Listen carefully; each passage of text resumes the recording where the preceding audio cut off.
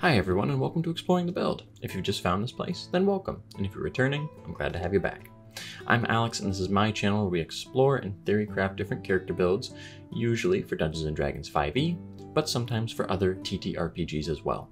And today, we are back with Daggerheart. This is going to be our last Daggerheart video, at least until the full release of Daggerheart, because we are now looking at the 1.5 rules update, which apparently is going to be the last open playtest from the Daggerheart publishers. After 1.5, any changes that are going to be made are just going to be saved until the full release of the game. So besides looking at the changes from 1.4 to 1.5, we're also going to be focusing on the last major mechanic of the Daggerheart game, and that is fear. Fear in Daggerheart is a resource similar to the Hope resource, only it is specifically for the GM.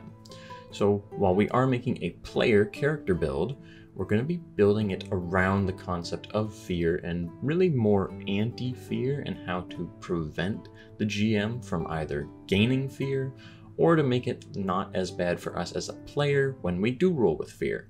But first, let's describe what fear actually is, how a GM can use it, and why it becomes a relatively interesting mechanic. First of all, for gaining fear, a GM is going to start any campaign with 2 fear right away, just like each player begins with 2 hope. Then, whenever a player character rolls with fear, they have the opportunity to choose to gain a fear using their GM move. Basically, they get an option of if they want to gain fear or if they want to make a move as the GM whenever a player does roll with fear on their duality dice. A GM can also gain fear by converting tokens on the action tracker into fear. I believe the ratio is 1 fear for 2 actions, so whether you're creating 2 actions by spending 1 fear or using 2 actions to create a fear. The limit on fear though for the GM is that they can never have more than 6 fear at a time, so the idea is that they want to spend it when they have it. The way a GM can spend fear though is pretty interesting. They can spend a fear to interrupt the players while the action tracker is out, so like during combat essentially. They can add 2 tokens to the action tracker, so give monsters 2 actions. They can use an adversary's fear feature because each enemy in the Daggerheart system has a fear feature that can be used at the price of spending a fear, and they can use an environment's fear feature. Environments are essentially settings, kind of like lair actions, that sort of idea, but that can encompass almost any physical setting or environment. And the GM can activate the associated feature from that environment by spending a fear. We can see how fear is an interesting mechanic in the Daggerheart system. It is a resource that needs to be tracked and then potentially used, and you don't want to save it all since you can only have a limit of 6. But what is neat is the fact that Daggerheart presents this method for a GM to actually interact with in-game with the system. It just gives a way for the GM to feel like they're actually sort of playing something where they are spending resources to do effects that are codified in the rules, instead of just having to make things up on the spot or adjudicate on the spot. Now it's time to briefly talk about our build for today before we actually jump into the build. We are looking at making a fear wizard or anti-fear wizard, a build that is all about trying to mitigate how bad fear is for the party, or just straight up prevent the GM from getting fear entirely. With that said, I do want to kind of give a little warning for this build. This is probably our most powerful build yet. Yes, there are going to be some abilities we pick up like Fireball that feel currently a little broken in the system, but that's not exclusively why this build is more powerful than the other ones we've done. See, other character builds can be designed to deal a lot of damage to an enemy, or tank a lot of hits, or give it a lot of healing, provide support, give resources out, and anything like that. And those are all well and good, but those characters are all by nature reactive. They are reacting to the challenges that the GM sets out for them, whether those are monsters being spawned into combat or skill checks that come up that the character then has to succeed on. They may succeed with flying colors and just decimate any opponent in combat, but they're still reacting to whatever has shown up. This build is all about mitigating the resource that the GM uses to create said challenges, at least in some instances. Of course, the GM already has like encounters planned out, presumably, but maybe they want to spend a fear to add an extra enemy to that encounter if we're walking through it too easily. All of a sudden, our build is potentially preventing that fear from being generated that they would use to create that challenge. We are cutting off problems before they've even spawned in, which by nature makes us a little bit more powerful than your average character build. And the reason I give a warning is because while it's always fun to give your DM a little bit of a headache in terms of how you can sort of game the system, we are essentially trying to become a little bit adversarial to our GM, and we are physically attacking their resource pool. And that means that if it's done in a disingenuous way, then this could turn into a bit of an arms race, and that's not what we want. We still want both us, the player, and the GM to have fun. We're just trying to use a build that swings most things into the player's favor. Now, with that said, and since we know what we're getting into, let's jump into the build because we have lots to talk about. Okay, so we are back over on Demi plane for pretty much the last time, and we are going to start off by, of course, naming our character. I am calling this build the Fear Wizard because we will be going Wizard. I found that Wizard had the most sort of abilities or mechanics that interacted with fear in terms of preventing it or gaining a bonus when you do roll with fear. And technically, maybe that should make this build actually the anti-fear wizard, or perhaps even the fireball wizard, as of course I have alluded to. But we'll go with fear wizard because it still captures the idea of what we're going for. Because Demiplane has us choose our class first in the 1.5 rules, this is actually going to present us with our first big choice. Of course, we are going to go wizard. But once we have gone wizard, the first thing we have to pick is our subclass, and the subclass is why I wanted to do Fear Wizard in the first place. Both the School of War and the School of Knowledge have different abilities that interact with fear in a pretty relative, meaningful way. We'll start with the School of War, which is the one that I'm going to pick. It says that we gain an extra armor slot right away when we pick this school, and whenever we succeed on an attack roll with fear, we deal an extra d10 magic damage. Now it's important that that says attack roll because attack rolls and spellcast rolls are technically different in the Daggerheart system. So that means that when we're casting our big spells, this won't apply, but when we're attacking with our weapon, like our staff, which we can still do at range and deals magic damage, we could potentially deal a little bit more damage. Basically, with the School of War, we're either rolling well and gaining a hope to spend later on an actual spell, or we're rolling with fear and dealing a little bit more damage with our basic attack. Now, like I said, I would select the School of War, but we'll look at the School of Knowledge quickly as well. The School of Knowledge actually gets a lot. They have advantage on all knowledge rolls, which is the wizard's primary stat, to recall information. If this roll is also about the magical nature of a creature or an enchantment, they can gain a hope even on a roll with fear. So not only do you have advantage on certain skill rolls, you also have a 100% chance of gaining hope if you make that skill roll about one of those two things, which as the knowledge wizard, that is definitely what we're going to be the one doing. And then that's only half of our ability. The other half is adept. We can mark a stress instead of spending a hope to use an experience on a roll, and if you do, double the experience modifier for that roll. Experience I usually gloss over in character builds, and again, since we're going School of War, we're not really focused on it, but I wanted to point this out because in 1.5 this is quite powerful. Why it's powerful, real quick, is because the way experience works is you get to decide a couple of different experiences that relate to your character. These can be short words or descriptions that relate to literally anything your character has done in the past. We could say, for example, investigator. In play, we came across a role that we felt like it could benefit from our investigator experience. Normally, we would spend a hope and add the numerical modifier of that experience to that roll. The reason this is important is because in 1.5, experiences were buffed where any starting experience gives a +2. It used to be +1, and then you could increase it to +2, +3, and so on. Now it just starts at +2.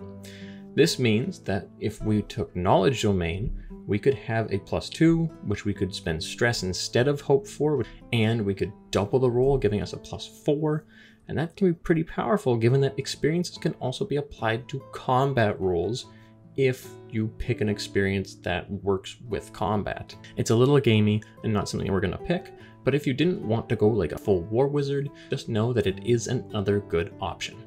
Next, we're going to pick our traits.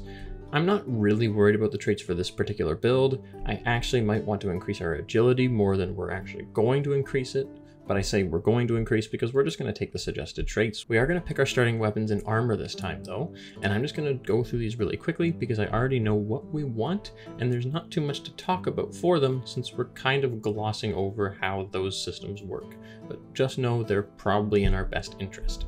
We're going to take a great staff for our weapon. It is a knowledge-based weapon, which is our best stat. It has a range of very far, and it has the powerful feature, which says that when we deal damage, we roll 1 extra damage die and drop the lowest.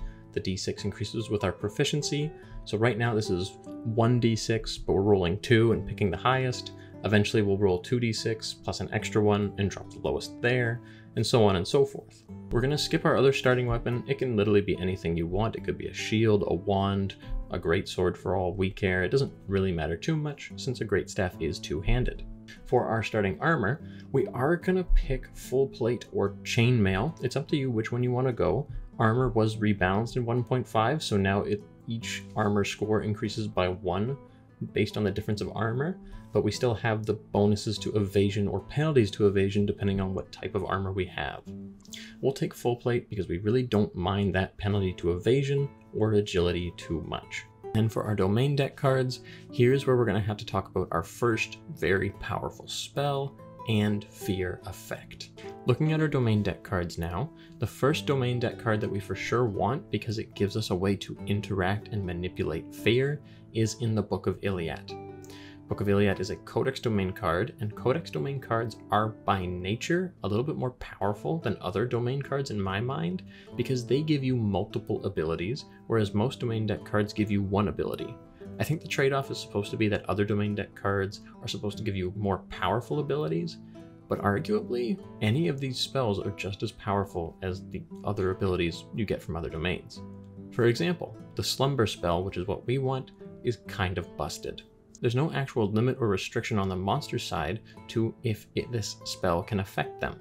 As long as we succeed on our spellcast roll, the GM will need to spend a fear to wake up that enemy, or it will have to suffer damage. There's no way that the enemy can potentially stop this spell from happening, they just fall asleep. If your GM throws a very big bad at you, you can just put it to sleep if you succeed on your spellcast roll. And then it's going to hamper your GM's economy. Looking at the GM's economy, we know that in combat, they already need to use at least one fear to interrupt us. Then, they're going to need to spend another fear in order to actually wake up this monster that we put to sleep. They should have enough actions to be able to let that monster go, but spending 2 fear just to wake it up and have it do something is already a third of the GM's resource pool because again, the GM only has a max limit of 6 fear they can have at any one given time. Leads me to the next point of why this spell is so powerful. It's because it's infinitely repeatable, like a lot of other spells in Daggerheart. There's no restriction on how many times in quick succession we can use it, or how many times we can use it in a day at all. If the GM interrupts us right after we put that monster to sleep, they then use an action on the monster and it's like nothing ever happened. On our next turn, we can just put that monster right back to sleep. And now the GM will once again have to spend 2 fear to interrupt us and wake the monster up. And that means that they kind of have to interrupt us, because if they don't, we can use these for all of the actions we have and just put a bunch of different enemies to sleep. There's no resource cost on this, so there's really no incentive to not just do that. I think this flaw in Slumber is kind of really highlighted because not only are we doing what we want to do, which is hamper the GM's fear economy, but also the fact that there's no limit on how often we can do it, which you can see is in Arcane Barrage right below it. It says, once per short rest, use an action and any number of hope to automatically deal damage to an enemy based on the number of hope spent. They clearly can put limits on spells, so why they didn't choose to put a limit on Slumber, which actively hampers the GM's resource pool, is beyond me. Like I was sort of saying, but kind of got distracted from the point before, the GM has to interrupt us, or they're at least strongly incentivized. If they don't interrupt us right after we put the first enemy to sleep, any other chances we have to sleep additional enemies is just more fear that the GM has to spend in order to wake those enemies up. And since the GM can only ever have a maximum of 6, odds are we'll probably put most of the enemies in the combat to sleep before they actually reach that fear cap. The other domain deck card actually is already decided for us as well, to some extent, because we get access to the Splendor domain, which is meant to be more of a support-oriented domain. We can now take Reassurance. Reassurance is a once per short rest ability that just allows an ally to re-roll an action roll after they have attempted it. That's pretty good for trying to get around generating fear for our GM. I think odds are we're going to try and wait to spend this on a failure with fear, which is kind of the equivalent of a critical failure in the Daggerheart system.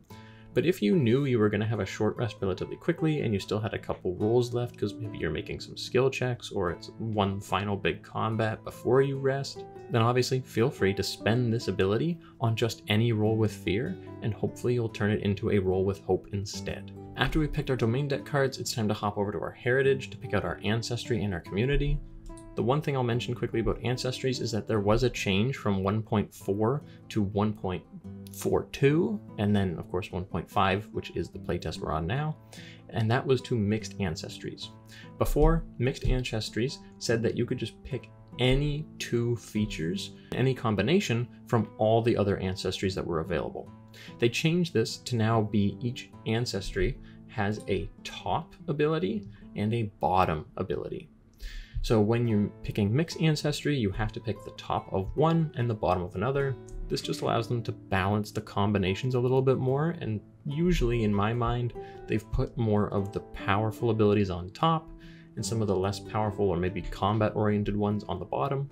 But of course, that's just my own personal observation. The ancestry we're going to be taking, though, is Infurus. It used to be called Daemon, and it's essentially like the D&D 5e Tiefling. We're just going straight Infurus because there's no bottom ability that we would really want to have, so we'll just keep Infurus as normal. And Fearless, their top ability, is why we're picking them.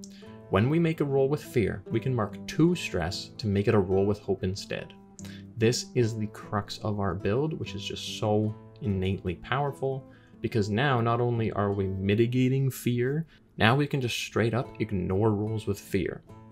It does have a limit because of our stress, but that's eventually not going to matter too much, and you'll see why. Before we get there though, we have to look at our community, and for our community, we're going with Seaborn. Originally, Seaborn was an okay ability that just gave you an extra option to choose from whenever you took a short or long rest. They changed it and made it absolutely broken around the 1.3 time frame, and they still haven't changed it back. It says that whenever we roll with fear, we put a token on this card. We can hold a number of tokens up to your level, but before we make an action roll, we can spend 1 or more of these tokens to add them as +1 modifiers to our roll. At the end of the session, we'll clear all unused tokens. So now we have another bonus for rolling with fear. And honestly, because we can only hold a max to our level, there's no harm in just spending it as soon as you've got it.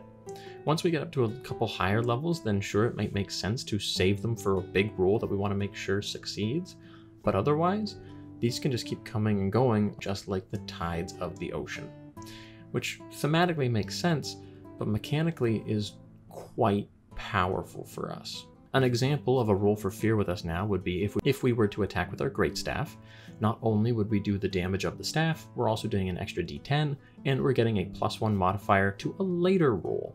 Also, Seaborn yet again has another ability that should probably have some sort of per short rest or something limit on it, but it's just a constant passive ability, which just makes it all the more powerful.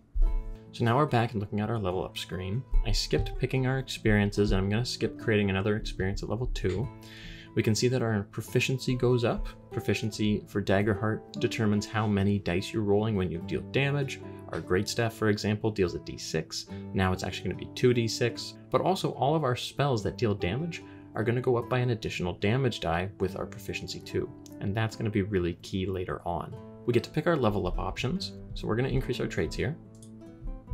We're going to increase knowledge for sure, and then we can increase any other ability that we want to. It doesn't really matter too much. And for our other choice of level up ability, we're going to pick add a stress slot just to have a few more uses of our fearless ability. Then we get to pick a domain deck card.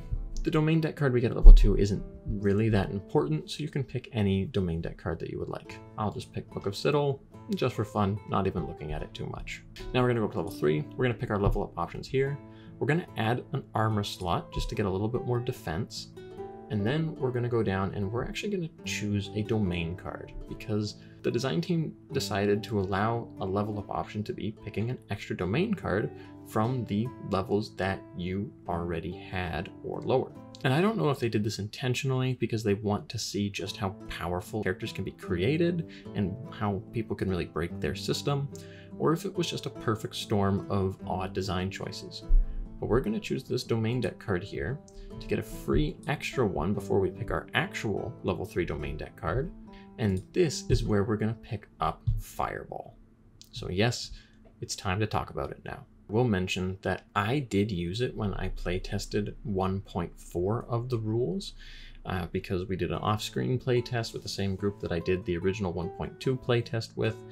And I used Fireball because bards have access to the codex domain. In that playtest, it was pretty busted. What made it busted are the same factors that make it busted in this version. And actually, this version compared to 1.4 was just a straight buff.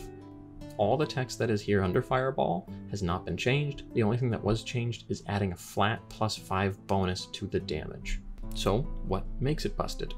Well, to start with, it just says make a spellcast roll against a target within very far range. On a success, you throw a sphere of fire towards them that explodes upon impact. That target and all creatures very close to them must make a reaction roll of 12, which isn't very high, but still. And on a failure, they'll take d8 plus magic damage using your proficiency. So this is actually going to be 2d8 since we're at level 3 now, and an additional 5, of course, on top. And on a success, they'll just take half damage rounded up instead, which is quite a bit, and is probably going to knock off definitely 1, if not 2, maybe even 3 hit points from a creature. And a lot of monsters don't have that many hit points compared to players because they're monsters and are meant to be defeated. So the fear here that I and the other players at the table saw in 1.4 was that Fireball could really trivialize fights. And the reason for that is because there's again no limit. Just like Slumber, this spell can be spammed. It basically is a cantrip.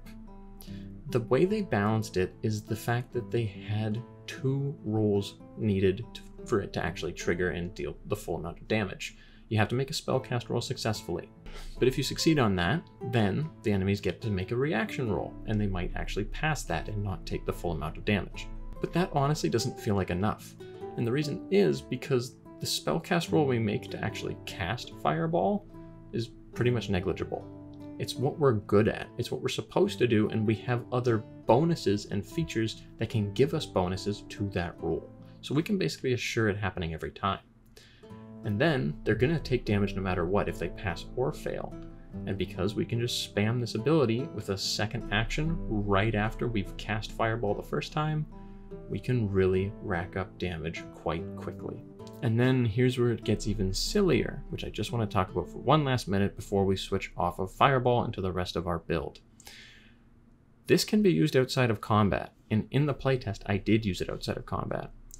The GM had the actual big bad of the one-shot playtest up on a hill that was still within Fireball reach. And even though we weren't inside of combat, I said, yeah, why not? There was no spell slot expended, there's no potential of counterspell because, well, we weren't really that level yet, and presumably I was out of range anyways. And I just threw a Fireball at the big bad enemy of this one-shot, and it hit him, and it dealt damage. Of course, there are ways that the GM can mitigate that or fudge it or do any sort of thing to get around it, but the fact that it's possible and that you can spam this not only in combat but outside of combat as well makes Fireball in D&D look like a rubber ball at this point. Even though it's technically less damage, the fact that you can just repeat it over and over and over again really makes it feel like you are absolutely nuking the enemies. What's left to do with our build now? Well, we still have our actual domain deck card to choose, since we already picked up Fireball from the Book of Norai. And there is actually one ability that we definitely want to pick up now, because really, once we hit level 3, we're kind of less focused on being a fear build, and more focused on just being a Fireball build now. And the card that we're going to pick up synergizes perfectly with that. It is Conviction. Now, with Conviction, not only do we have advantage on certain social interactions, but whenever we're maxed out on all of our stress, all of our damage rolls are made with +1 proficiency. I'll grab this card and then go to the character sheet so we can see in practice what that means. On the first 3 rolls with fear, we're just going to use the Inferus ability to mark 2 stress to make them all rolls with hope instead, minimizing immediately how much fear the GM actually will have. We can do that 3 times, no consequence, and that will be 3 fear turned to hope, 6 stress marked. We have 1 last stress to play with, to do anything else with, really. Or maybe we refresh, or maybe we end up rolling our Strange Patterns number, so then we can clear a stress, going back down to 5, and then we can use another use of our Inferus ability to change fear to hope. And either way, however we get there, once we have all our stress marked, we're just going to stand at the back and huck fireballs.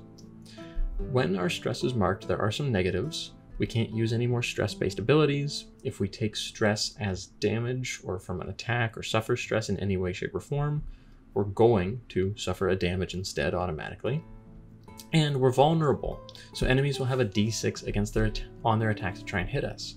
But we don't really care about that because we have really good defenses to mitigate how much damage we take, and we're meant to be a glass cannon. We're a wizard after all. But now once we have this extra proficiency, we're basically throwing out damage at a full tier higher.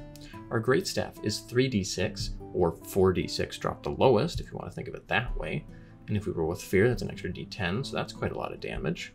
But on top of that, Fireball is now 3d8 plus 5. And we are only level 3. We literally just picked up Fireball, and once our stress is marked, we're throwing it as though we're a full tier of play higher. That is absolutely absurd and just works so well with this build. This is what kind of leads me to believe that it's been a perfect storm of odd design choices that has just allowed for this build to come to fruition, because really it feels like everything's just working out in our favor. We have Know the Tide, so when we roll with fear, we gain a token that we can use as a modifier to an action roll. Once we get to level 3, we could spend 3 of these tokens on the Fireball spellcast roll to ensure that it hits. If we have our stress fully capped out, we're going to deal 3d8 plus 5, or half, on a successful save against a full group of enemies. That's going to trivialize combat to a really big extent. And if that's not enough trivialization for us, we still have sleep, and we can just continuously use sleep over and over again to force the GM to spend fear to wake them up, so they can't spend fear in other ways that they might want to. We have Reassurance as well in our back pocket for a full reroll once per short rest. And of course we still have the basic wizard bonuses as well. Overall, we are a very powerful caster because everything has worked out in such a way that this is very, very busted. So besides the fact that I am utterly appalled that anyone from the design team thought Fireball needed to be buffed, that's pretty much it for the build. We are pretty powerful. We can trivialize most combats just through the spells and abilities we've picked up, and we do actually deal a lot of damage. We have some good defenses, so we're a pretty good character build in terms of those strict measurements. But more than that, we also have a lot of ways to interact with the fear mechanic, which isn't even supposed to be a player mechanic. We get bonuses when we roll with fear. We can change rolls with fear to hope. We can straight up re-roll an action roll once per short rest. And of course, if we were to keep leveling up, we would probably just get more and more ways to interact with fear from a player's side. We're a very powerful character build, and in full disclosure, I don't think that this build is going to look anything like it stands right now in the full release of the Daggerheart rule set, or at least I hope it doesn't. I would hope that the designers would see that Fireball needs some sort of extra limitation beyond just the 2 rolls to see whether or not it succeeds. And I would hope they also have the wherewithal to maybe tone down some of the features that proc off of fear from a player's perspective, because a lot of them get pretty powerful. Even something like Seaborn, while it thematically makes sense, is still a very potent ability. But either way, we have gone through the journey of looking at each of the major mechanics from Daggerheart. We've seen changes that they've made throughout the iterations of the playtest as well, and so far it's been shaping up to be an interesting system. It's not the be-all end-all, of course, and there will always be other systems that provide other interesting things or exciting features and mechanics to interact with, but for what it's worth, Daggerheart does feel at least a little bit unique in what it's trying to do. It just may or may not have found its stride yet. Thank you so much for joining me on the journey for this build, as well as the rest of the Daggerheart series if you have seen those character builds. I hope you found them interesting and engaging, and I hope to see you in the next adventure as well.